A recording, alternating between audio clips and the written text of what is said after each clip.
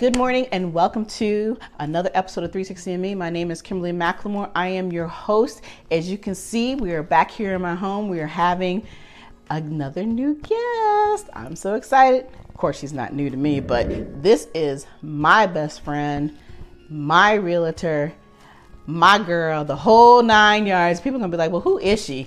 This is Miss Ciné Wright. So today, Ciné and I are going to be talking about the world of real estate, what's been going on in her life personally, all those great things. So I'm going to let Miss Ciné talk a little bit right now and introduce herself with her business, her team, all those good things. So welcome, Miss Ciné. It's so good to see you and have you back here at the house. Well, thank you so much, Kimberly, for having me. Absolutely. It's always a pleasure. Absolutely. So Ciné, why don't we talk about what has been going on since the last time we spoke? We did an interview, and it was funny. I was telling you earlier when we were talking, I literally had to go back some years to figure out when was the last time that I actually interviewed you, and it was back in 2017. The game has changed tremendously since 2017. Indeed. Right. So, let's talk a little bit about what's been going on with you personally, the business, the whole 9 yards. And I want people to really understand what it takes to be in the world that you're in of being a realtor. Certainly. So first and foremost, thank you so much for having me here today. Hello, audience. It's a pleasure to meet each of you. I am a realtor in the Northern Virginia area. I've been practicing real estate full-time for 21 years this past January. Yes, 2017. Can you believe it? I know. A lot has happened since 2017. To take it back and bring it in, we bought 2 properties since then. Mm-hmm. We've bought and sold one, and we purchased another one, all since 2017. So, with that being said, let's start probably by talking about your experience as a seller. Oh, look, now she's interviewing me, okay? For the second time, because we've also done that before as well. But it's the different dynamics, because when we purchased the condo the first time, and we sold the condo to purchase to do your next purchase. So without really interviewing you, let's talk about the dynamics of that market in selling the condo and buying the townhome. Right. And coming to Woodbridge from Fairfax County. Yes. You're talking about a major change. So it has been, I've actually been out in the Woodbridge area now, 4 years, which I still can't believe. I stayed in the Fairfax community for many years, but when I bought my condo, I was actually there for those 5 years. And you're talking about a huge change. The condo, the communities as a whole, and then just moving from one area to the next, and one community and city to the next, county, should I say, as well. So when I think about that process, it was overwhelming. As you always tell me, she was about ready to kick me down the street and then some, because I was very emotional. The process of buying was a lot different from going from the condo into the townhouse community, and then just moving from a whole county and a whole new area was a big process for me. But your guidance is what always gets me through everything that I've done. And just even selling the way we did was a whole different scenario from the condo coming to a townhouse and then going to another townhouse within a matter of 2 years in between those townhouses, right? So let me interject right there, because that's huge, and most people don't catch that early on. So I'm about empowering my clients.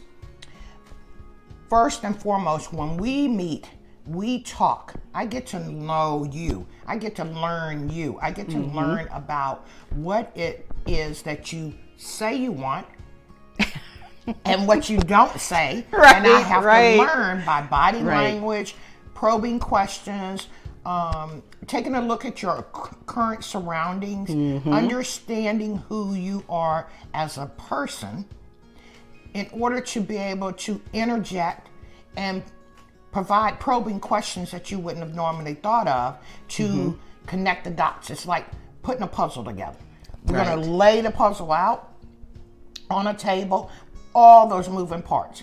Well, real estate is the same. Exactly. It's a lot of moving parts terminology, lingo that you have to learn as we're going through the process. You can't assume anybody knows the lingo because we're learning as we go also. Right. But let's dive back. Let's start from when we first decided we were going to buy the condo. Right. So when we decided to do the condo, obviously when we met, I was still pretty new to the area. Correct. I was not used to actually renting until I actually moved out to the DC area, and I was brought here for employment purposes and reasons. I was asked to come out. I didn't plan on staying as many years as I've been. And so when it was time for me to get out of the community of being, renting, because I actually hated it. It was not something I wanted to do.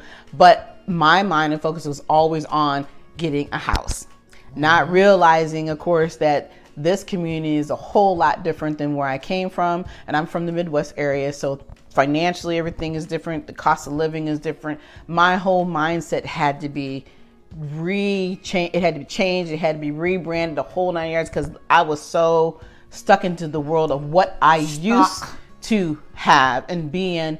And because a big part of people don't understand is that back in the days in the area that I grew up in, being in an apartment was considered, like a no-no. Having a house was the thing that you did. You've arrived, so to speak, right? Not understanding we didn't have a lot of townhomes as well. I mean, we had a handful, but it wasn't like the big thing to do.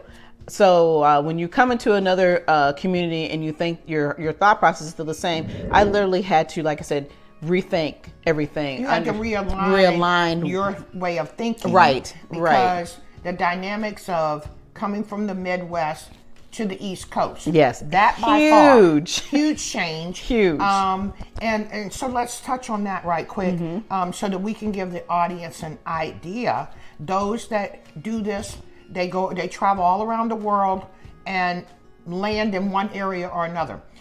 Coming from the Midwest to the East Coast, the dynamics of the shock of that first and foremost, the financial aspect of it. If you come here and you get a significant increase in your pay, trust me, you're going to need that in order to survive and live here. So when I first meet with people, I'm asking about that. Where'd you come from? Where was the last, even if you didn't originate from there.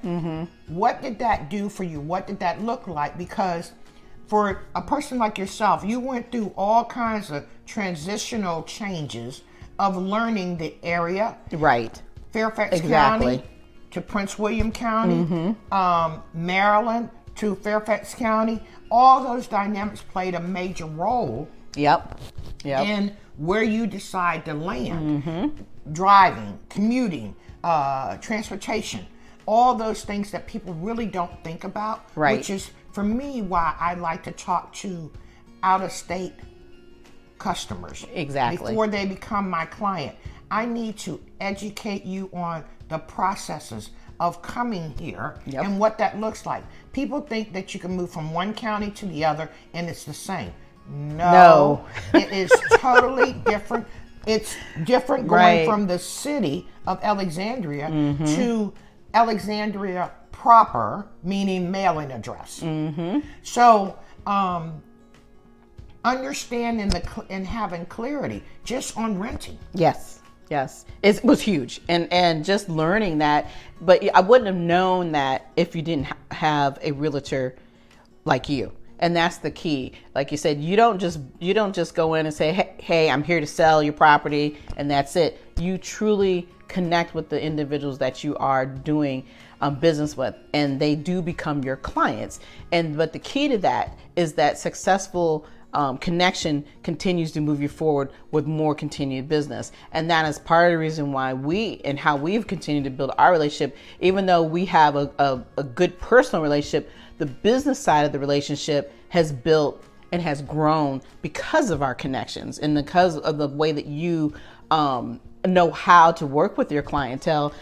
I've never met anybody like you, and I've gone and my family has bought a lot of property throughout the years, and I understood the process. And as you know, I'm a little closer involved than most people would be. Correct. Because I like realty. I like understanding what I'm getting into.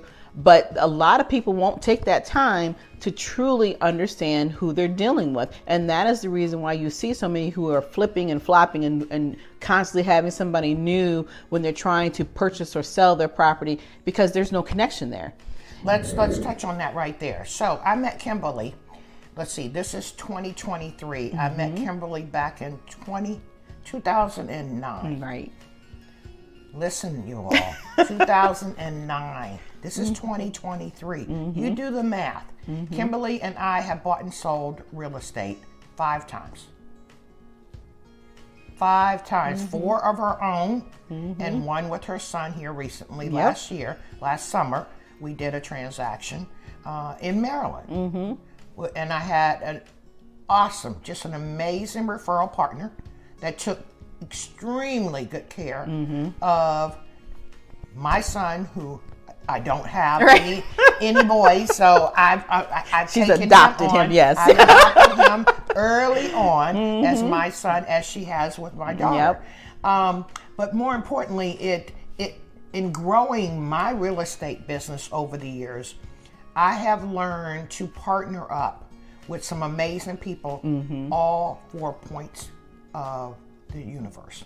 Every corner of the circle of the world, I have business colleagues that I can reach out and touch.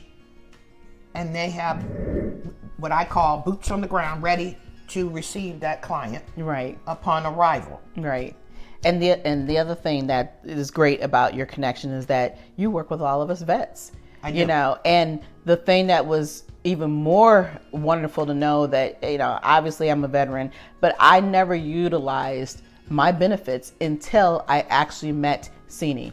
Nobody ever explained to me how beneficial it is to be a veteran and what you can do using your benefits when you're purchasing a home. I learned all of this when I met you all those years ago. Yes. And have continued to utilize my benefits in the proper way. But these are some of the things that a lot of people just don't know. And if you don't ask those questions, you're never going to know, you know, but you've got to have somebody who's willing to share that information. And you are that person who is not afraid to teach people what they need to know, because it's benefiting them as well as it's benefiting you, but it's also benefiting our community as a whole. And as a veteran, there's just so many things that, you know, we have. But like I said, if we're not being educated on it, you're never going to get past that. You're just going to continue to go down that path of not knowing and doing things that you could have saved on, or just, you know, could have grown a certain way. So that's something I want you to touch. Yeah, have options. And I want you to touch on that, because I think that's so important about being a veteran and how what you do in this community for veterans. So I'm so glad that you touched on that point in asking. First and foremost, I am honored, I am humble, because I am a vet. I'm married to that. So it's a no-brainer for me. I don't care who I meet. I ask that pertinent question up front, because I don't assume that people have the benefits, and I don't assume that they don't. Go a step further. I also ask, do you have any disability eligibility? That is key in being a veteran. If you have as small as 10%, that is a huge financial savings for us veterans on our loan process. Again, if we go back to the beginning of this video, I am here to empower you, educate you, yes, sharing and swapping of knowledge. That's all day, every day, because I don't assume my veterans know. 90% of them do not know what benefits they have or what's available to them. Like you said, when I first met you, we did rentals. We talked rental conversation. But even with that, I said to you, I said, Kimberly, have you ever served our country? And you said, yes, I was served in the Navy.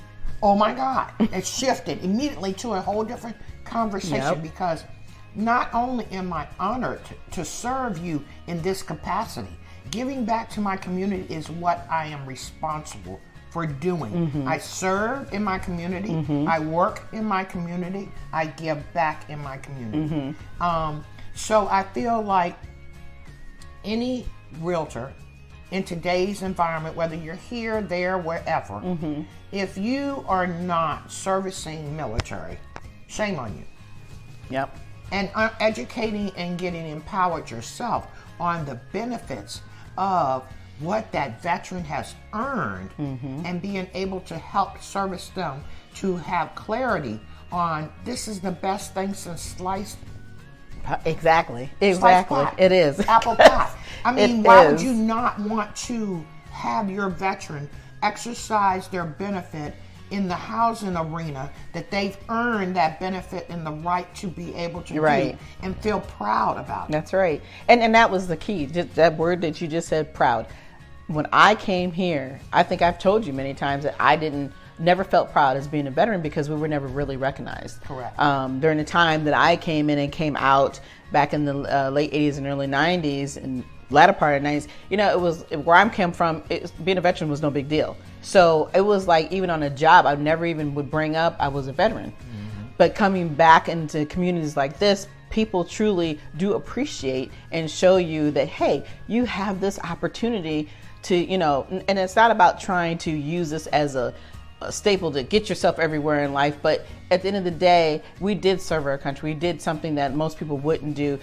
14 years, people could shuffle and say, oh, that's no big deal. It's a lot of time to give to somebody and not really know what you're worth or what you're valued at. That's correct. What you did was teach me and make me understand that I did have value, and that these are the benefits that you have and that you need to start utilizing them. Because I was looking at you like, I didn't know this. I was like crazy. I was like, are you kidding me? All this I can do with my benefits? And we have grown because of all this information.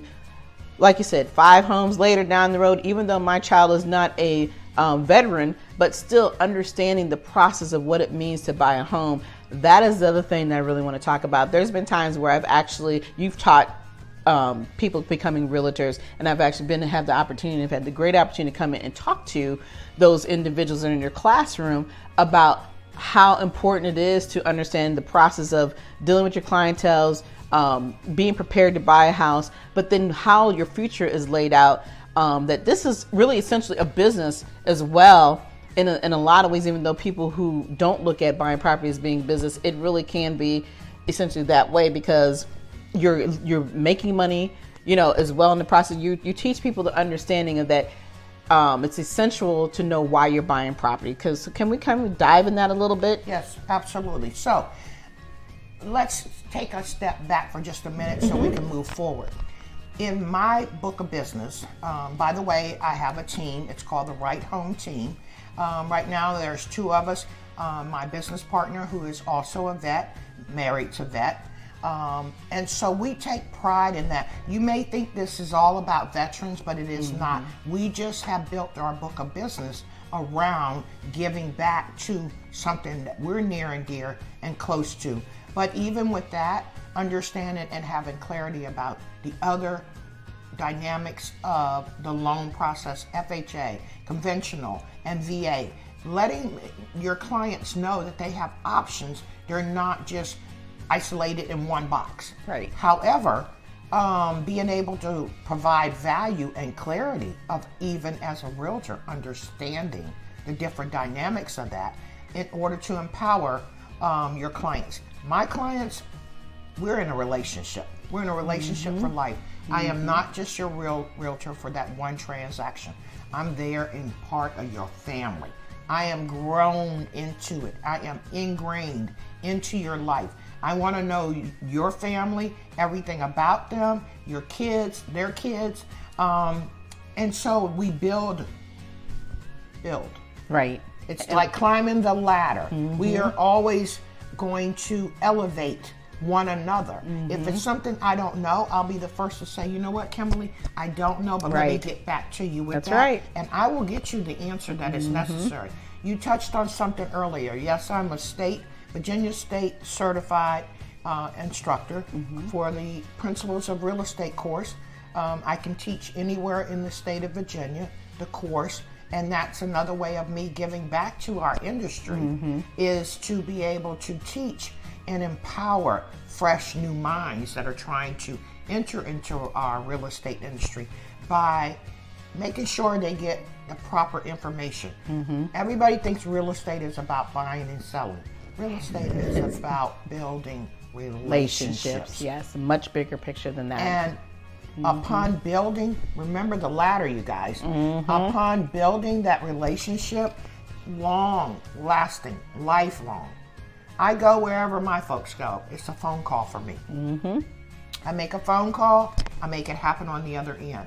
I interview those agents before they get a chance to talk to our soon-to-be mutual clients, because I feel obligated, I feel required that if I don't connect the right people together, it's not going to be a memorable, good experience for the person that I'm sending your way. And what we're not going to do is you're not going to make us look bad. Exactly. You're not going to, you don't get that opportunity to do that. If we're not a good match, I'll be the first to let you know, because we're in the matchmaking business. Right, and I love that you said that. You're absolutely right, because that was the same process that, like we talked earlier about my son. You know, like I say, you're here for Virginia, but you're not licensed in Maryland. So having those connections and be able to matchmake him with the proper person, it was a win all the way across the board. But then the other side of it too, when we talk about the processing and getting those pre-approvals, let's just touch a little bit on that, because that's another important piece of the process of building a relationship. So let's touch on pre-qual, which is pre-qualification, and pre-approval. Two totally different entities of this industry, but hugely important. Pre-qualified is just that. You've given somebody your 9-digit social security number. They may or may not have already pulled credit. They're looking at basics and they're saying, yeah, you can qualify for a loan. Okay, but they haven't done anything in depth. They haven't gotten your bank statements. They haven't gotten your if you're self-employed, your 1099, your tax returns. Right. If you're employed, they haven't gotten your W-2s. They have done very minimal, but yet they look at your credit score and say, well, yeah, you could be eligible to get a mortgage for XYZ. A pre-approval, that lender has gotten up close and deep into your personal financial world. They've invaded your territory, as they should. Exactly. They need to know that you are worthy of them, borrowing their money. It's their money. You don't have that XYZ amount that you can stroke that check for that amount. Or if you do, you don't choose to use your money. You want to use someone else's money. Right. So in our area, a pre-approval opens doors. Absolutely. A pre-approval walks you into opportunities that a pre-qual would not necessarily have the same leverage. So go back to the stair step. You're going to see that several times and hear that often from me. It's about growing step by step by step to reaching that ideal closing day where you receive those keys. Same thing on the flip side for those that are selling, because you wouldn't think that would be anything to concern yourself with as a seller. Absolutely you would. It is. Because you want to make sure that buyer qualifies to purchase your home. You want to make sure that lender is got their ink on that paper and their hook into this thing. Why would you want to take your property off the market with the uncertainty of a pre-qual? That means that there's still several staircases and stair steps that person has to go through. With a pre-approval, that lender is sticking their neck on the line for saying you. That they will stick their neck on the line for Kimberly. They will own up on that thing and allow her to borrow their money to purchase whatever that property is that she wants to buy. They've gone through the extras and verifying, like I said, up close and personal in your finances. You can't hide no money from the lender. That's right. If you are dishonest, they're going to find it out. That's right. And that's not a good relationship to get embark upon, because they're not going to approve you that final loan. Exactly. And the thing that's beautiful about building that relationship, every piece of property that I have purchased, I have been able to utilize the same organization over and over and over. Same lender. The same lender. She has the same lender that we do our Sunday night 9 o'clock. That's Kimberly the best time. That's the best time. I'm the only one who gets that privilege. Kimberly purchase power is on a Sunday evening at 9 o'clock. This is an in-house joke, because if the lender is online now, she would have to smile herself to know that If I call her at 9 o'clock on a Sunday night, it's Kimberly's transaction, and I need for her to pick up that phone because I will not impede upon any of my lender business partners. I will not impose upon their personal and private time unless there's an absolute no way around it. Kimberly only shops on Sunday. By the way, that's my only day off. But Kimberly shops. We find the house on Sundays, on a Sunday, and we write a contract at 9 o'clock at night, and we get ratified by 10 because I have a business colleague on the other side. Whoever I'm writing that offer on, that agent is just as proactive as I am because we are having dialogue leading all the way up to when I'm going to present that offer to them that night. So I'm not going to waste their time, and I'm not going to waste your time, and I'm not going to waste mine, first and foremost, if you're not credit worthy. If you're not in it. To win it and doing the right things right. And the key is, too, like I said, with building that relationship, because I have also been able to build the relationship on my side by doing what that lender tells you to do. It's not about, oh, well, I don't have time, I'll get to you when I get, no. They're doing you a favor. So even though you may be qualified to get the funding that you need to have in order to purchase these properties and stuff, you still have a huge responsibility, and that responsibility is not just to the realtors, but it's also to the lenders. So they are a team. We all become a huge team, and so you have to do the right things. So stop right there.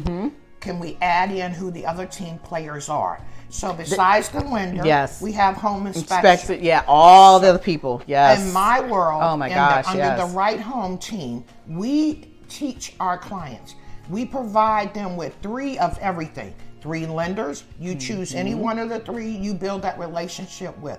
Kimberly has built that relationship with this one particular lender over the last, since 2009 now. And so it's not broke for her. She doesn't jump around. She's loyal to this lender. This lender is loyal to her. And this lender and Kimberly have a great relationship. They don't have to wait for Kimberly to provide them with nothing. Whatever they say they need, they have it before that call is ended. You have to be proactive. You're in it just like they are. You can't expect for them to jump hoops and you're still at a snail's pace of getting them what they want. But you want me to interrupt your Sunday evening at 9 o'clock? Right. No, we're not doing that. However, moving forward, so we have home inspectors. I provide you with 3. Remember that number, 3. We have those 3 home inspectors. You choose any one of the 3. All are great. So at the end of the day, you play into this, not just because I provided it or I chose one over the other. No, I'm asking you for your opinion. I need you to do your homework. I'm going to provide you with their information. That's right. I want you to make the call. I want you to schedule it. I want you to talk to them and probe in. Because guess what? They're not working for me. They're working for you. Exactly. Key word. Exactly. Yeah. Key phrase. They're working for you. So how many? The title company. Yep. I refer you to 3 that I have a business relationship with. Any one of the 3.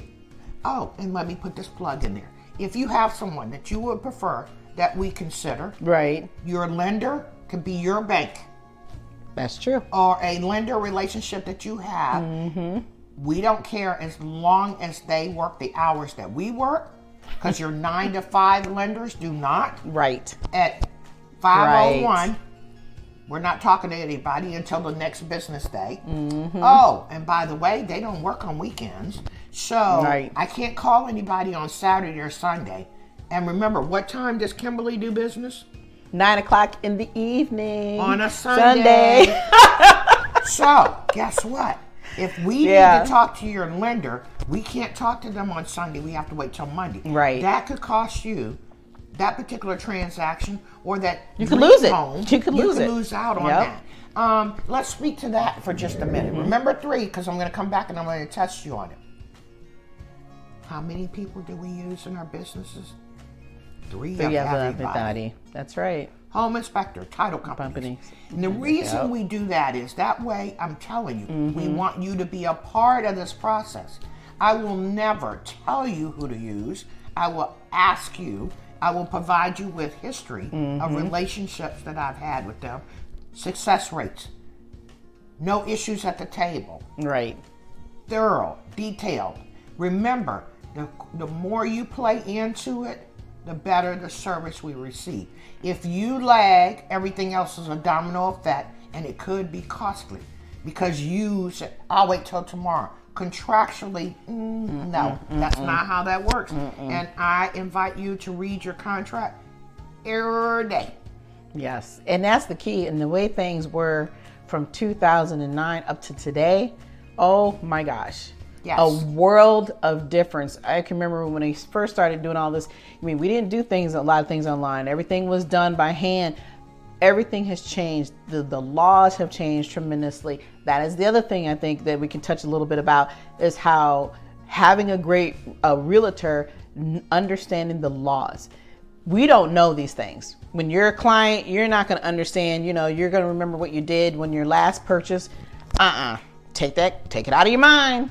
Everything that you thought you did 2 years ago, believe me, I'm talking within 2 years, everything changes. So let's touch a little bit about that process and how important it is as a realtor that you need to share these things with your clients as well.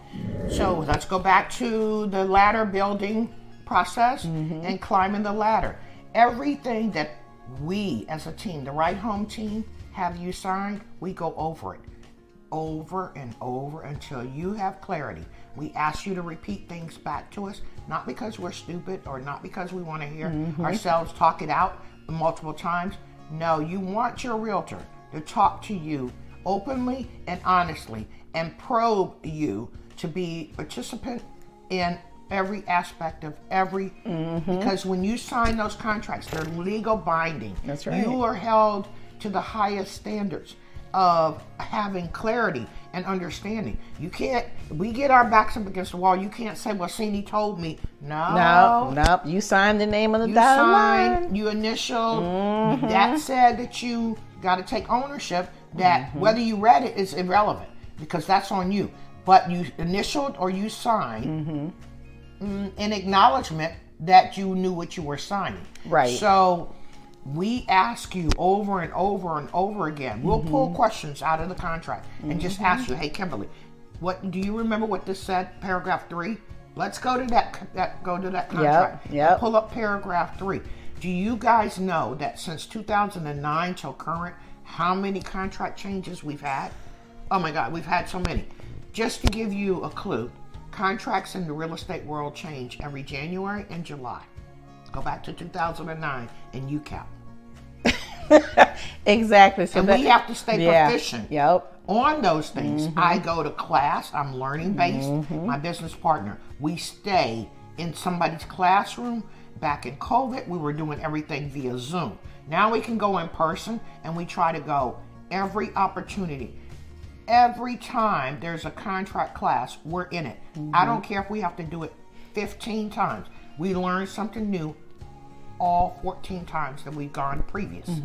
So the 15th time, we're going to learn something else new about that same contract. Yep. And remember, we're into February now. Come July, there's something else going to change. Because what happens is, at least in the state of Virginia, when something becomes problematic, the board goes back and scratch off on that paper and dust it off a little bit and rethink the way things are written and how we're going to move forward in doing our business. Because if it costs a consumer some heartburn or some grief, the board says, we need to rethink this again. This is not what we interpreted, or that's not what they understood. So where is the loophole? So let's talk about the grief. And I say that using that word only because we've known there's been a huge amount of ups and downs with the market, the interest rates, and people were literally blowing their heads off, their minds, thinking, oh, I can't afford this. This is too much. Not really understanding that the interest rates were, yes, they were getting high, but they're stabilizing back to where they were way before 2020 hit. Because we all know during 2020, the interest rates were so low, we probably won't see those again for another 20, 30 years. At least. And people were, I was one of them. We jumped in the fire. Hey, we did what we had to do. But what I guess the part of the conversation I'm really interested in is the fact that before 2020 hit, the interest rates were right around that 5-6%.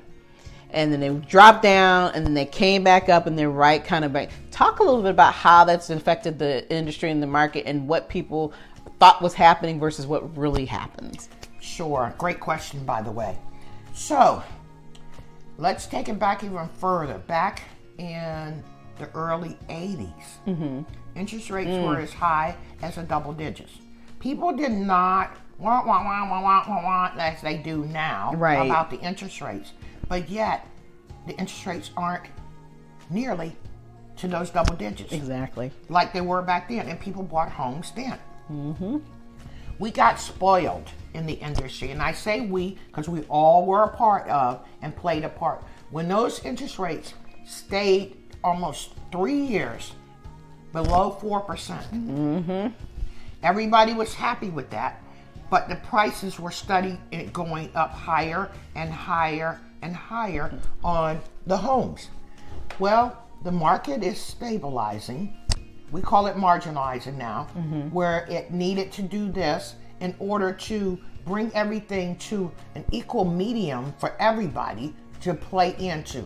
If you all were in the market of 2020 and 2021 on the purchase or the sale side, you all know what was going on then. Hello. Nobody ever want about the interest rate during those times. Yep. Because if you were a seller, it was out of control. If you were a buyer, you were in a multiple bid situation, and then some. You were basically having to give your firstborn away. You had to liquidate your 401. Potentially, you paid astronomically for a home in order to even get in the bidding war. Or you had to walk away from it because your money just would not stretch. Right. Whatever that circumstantial was, it was your circumstance.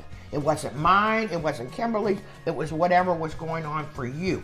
We had those same conversations when we asked people, please do not go so emotionally in that you give up all your rights to home inspections.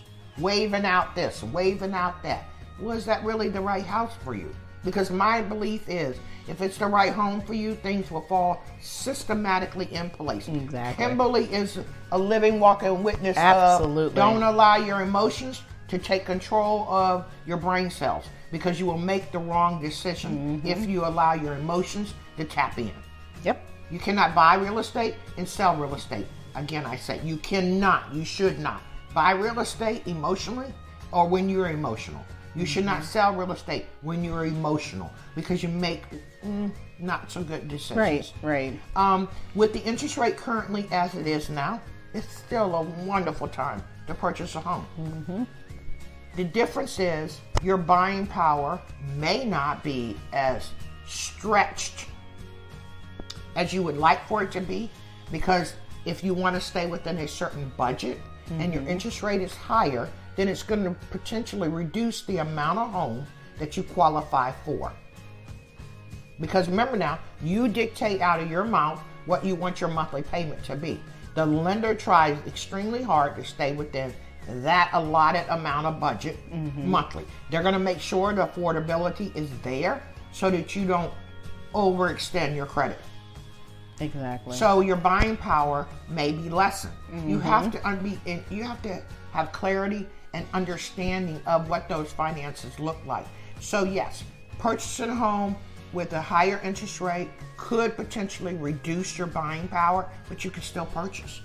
Exactly. And you that's need the to go key. through your wants, needs, and desires. Yes. We need to analyze, do I really need this? Do I really want this? Do I really just desire this? You decide which category any of your wants, needs, and desires fall into. Is it a roof over my head? Does it take care of the amount of folks that's in my family? Does it put a safe environment there? Does it fit all the immediate needs? Is it in the location? Is it in the area? In the school district? Whatever those things are, work from needs. Desires and wants are just that. They're secondary. So if you happen to become one of my clients, we all start off as customers, but if you become one of my clients, I give you that test. You have a homework assignment. Oh yes, Ms. Ciné said it. You have a homework assignment. And we analyze that and we dive deep. If you're a couple, we dive even deeper, because guess what? We found out that couples learn a whole lot about each other, right, that they thought they knew that they didn't know. We assume that in marriages that the woman wants the kitchen. Wrong assumption. Don't assume anything in any relationship. What we need to do is ask, what's important? How many bedrooms can we live? Do you have to have a 5-bedroom home? Right. If we get the area, the price, and the location right. Is a 5-bedroom a deal killer, or can we make a 4-bedroom work in that price range? Exactly. So, because that price range is going to determine, or at least put a stamp on where that interest rate is going to be, in keeping my monthly payment at, for example, $2,500. Right. I don't want to exceed $2,500. I do not want to go to $2,501. Okay, so what does $2,500 a month at 6% interest rate really look like? We have a conversation with our preferred lender, and we get those math broken down in a good faith estimate of exact, almost down to the dollar a penny, of what that really looks like. Right. Because if we're not involved in relationships with our lenders, with our title companies, with our home inspectors, we don't know what that math looks like. Exactly. And you're right. You're right. And that's the reason why I wanted to have that conversation, because I think a lot of times when people are talking about buying a home, they get online and they start dreaming. They start daydreaming without any facts, without any realistic understanding of what it means to truly, what the process is of buying a home. And like you said, what those dollars are that you have, what your approval rating is going to be. It kind of drives me crazy when I hear people talk about it. It's like, oh, I found this perfect home on Zillow or whatever those industries are. That's great and dandy, but you need to understand what the realistic part is. So you need to have a great realtor. And Ciné knows I'm not going to send nobody to her until I know that they're ready, because she is going to take care of you. She is going to put you at a level that you don't even put yourself at, because she truly, truly turns you, not, like I said, you're not just a customer, you are a client. And then that client becomes that consistency of a true friend, because she's looking out for the best interest of you, of knowing what it is, because she knows you. Once she gets to know you, watch out, because she's gonna beat you down left, up, right, and around if you ain't acting right. I know, but it's all for the benefit of realizing that you think you know this, but this is what you really need to understand and know. And she wouldn't be able to know that if she didn't have the knowledge that she has every day that we just don't have. So when we talk about our plans, and Ciné knows that there's always a plan every time I buy a home. It's like, okay, are we going to do a 3 to 5? Or are we going to do a 5 to 10? Stop right there. Explain the 3 to 5. So, and when you're talking about purchasing a home, especially now, let's kind of go back to the condo scenario. That was one of my big first purchases here. So we had a 3 to 5 plan. So that 3 to 5 plan is, look, this is not my forever home. So when you're looking at it as not being your forever home, you want to have a plan of, okay, I'm going to stay here this amount of time. This is what I'm going to do. How much are you going to kind of invest into that piece of property? Improvements. What are you looking to get out of it? What is going to be your next step after you get done with that plan? So it was funny, when we did the condo, we literally were on the edge of 5 years by one day. Was it one day or 2 days? 2 days. Right. But even with that process of selling, it was such a unique and change back then that I was literally going over the edge, and she had to bring me in.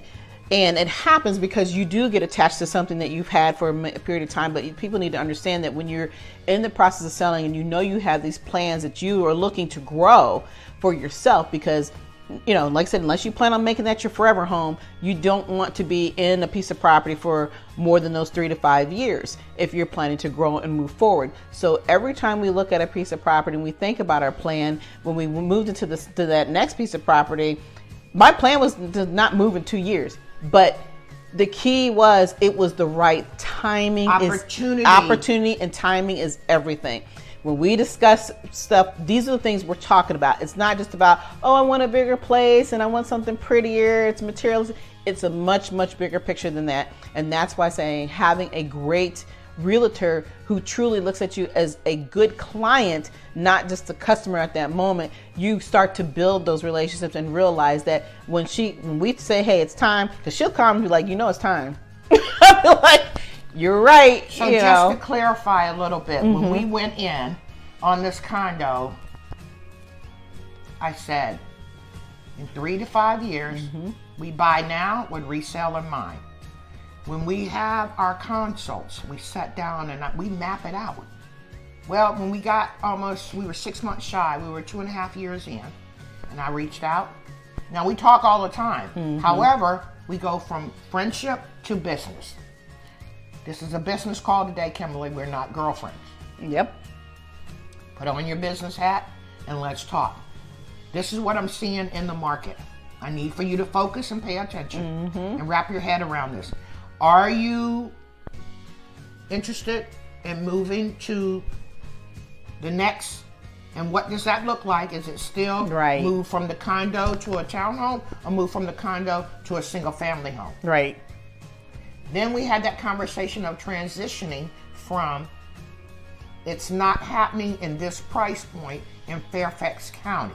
Will you open up other areas for consideration? Yes. Absolutely not. I'm not coming to Woodbridge. Yep. I did not want to be here, and I fought that. It's only 15 minutes down the street from where she was. However, it was a mindset. So we had to graduate into that. In graduating into that, what we did was we had to go out and look at properties. What her money, her budget, your budget, not mine, your money, where you say you want it to be, the doors closed in Fairfax County because it meant that she was going to have to up her price range, which was going to what? Increase the budget. Yep. The out-of-pocket expense of your monthly mortgage payment. She said, absolutely not. I'm not going one red penny over. Okay, well then, ma'am, what you're going to have to do is stay there. Or now you're going to have to consider coming to Prince William County, which is where you should have came the first time. Right. I got lectured on that quite a bit, and I still hear that all the time. Because she wouldn't listen then. But now the money dictated. And so when you build your relationship, what we're getting at is when you build your relationship with whomever your realtor is, it doesn't necessarily have to be me. It's a mutual relationship that we choose one another. And I do not take on everybody that selects me. Exactly. Sometimes it's just not a good fit for me. I'll be the first. I'm very transparent. I'll be the first to say, ma'am, sir, it's just not working for me. I wish you well, or can I refer you to another business colleague of mine that there may be a better fit? Exactly. I'm okay with making that recommendation because I don't chase money. So your transaction is not about money to me. So let me say that again. Your transaction is not about money. I have not built my book of business based off of what my pocket looks like, or what I want my pocket to look like.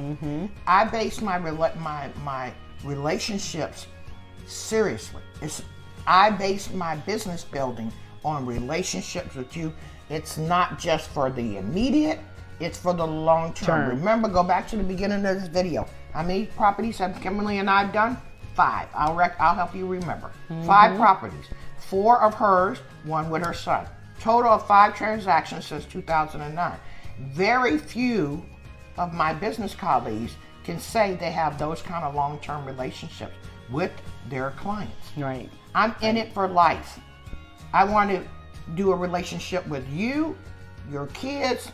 When they get grown, if I told you how many of my clients I've watched their little Joeys and Sallys grow up, and then I became their realtor. When they got grown, they went off to college, they got married, they're growing their own family, and their parents saying, hey, I need you to come back and I need you to take care of my child. My grown adult child. My daughter went off to college.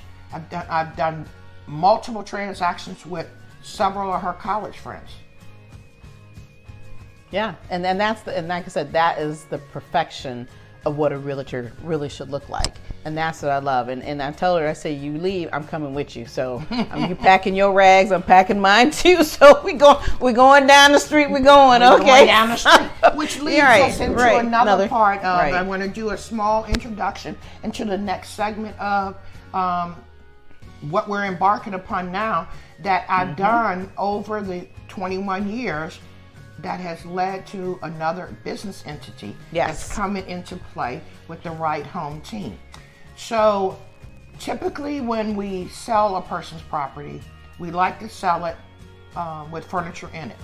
Oftentimes buyers can't see or visualize themselves living in a home that's vacant. We teach you how to be able to see that if the home is vacant. We also can offer a service to our sellers now that we can come in and set your house up for success, staging it with your furniture. We also have another side of us that we can also call in a staging company. It's an expense for you, but we sit down and we have that consult together and make the decision whether you hire us to go out and get the furniture, or we hire a staging company to come in, and you and us, we sit down with that staging company and we pick and identify furniture that we want to showcase in your home. Or my team and I, we come in and we take what you have, and you have the moving guys there, because we don't move furniture. Right. But we will identify and change out your whole house and make it show ready. Exactly. You have to play in. You have to buy all in. Because if you're going to be moving, you shouldn't be attached to anything, and you should be all in, because we're going to save you money. But you also may have to end up parting ways with that furniture if the right offer comes in. Are you all in? Absolutely. Absolutely. Because if typically we say it does not convey, but if that is part of the transaction, and that person will only buy your house if it's fully furnished, and I can tell you I've had clients that had to sell everything that was in it, because what the buyer saw online, they wanted it. They wanted every ounce of that furniture to include outdoor space as well. Yep.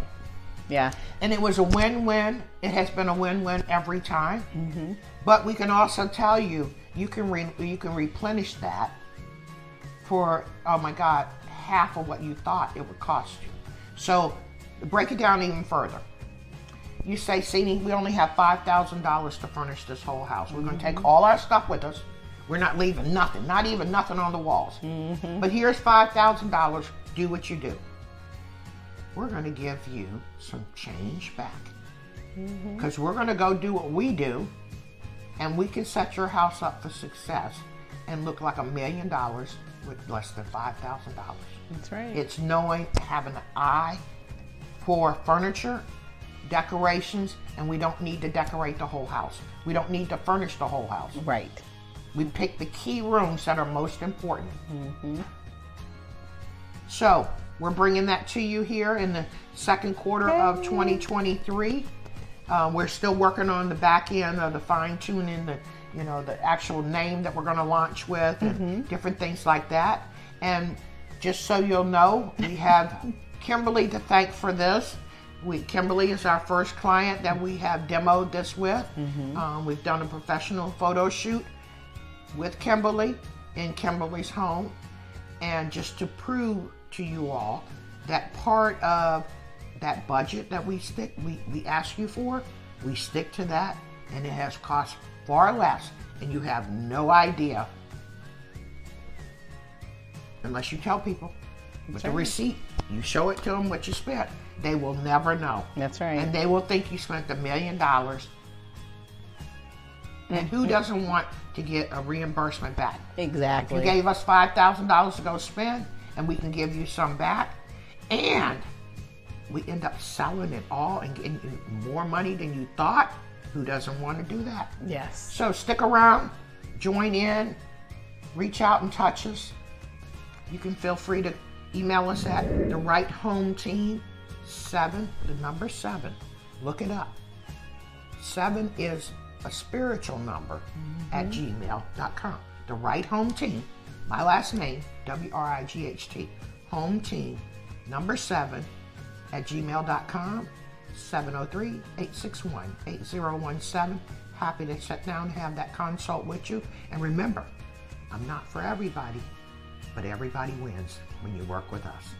All right. Well, on that note, so all the information that we share today, we'll definitely have in the show notes so that people who don't remember what the Right Home Team is and how to reach out to them. And of course, if you can't remember Miss Ciné, you can absolutely reach out to me at any time at Kimberly at WSBILC@gmail.com. And of course, you can go directly to the website at www.WSBILC.com and reach out to me there. But I hope that you enjoyed this episode of 360 Me, and it's all about real estate, all about understanding why it's so important to have a great realtor and building those relationships.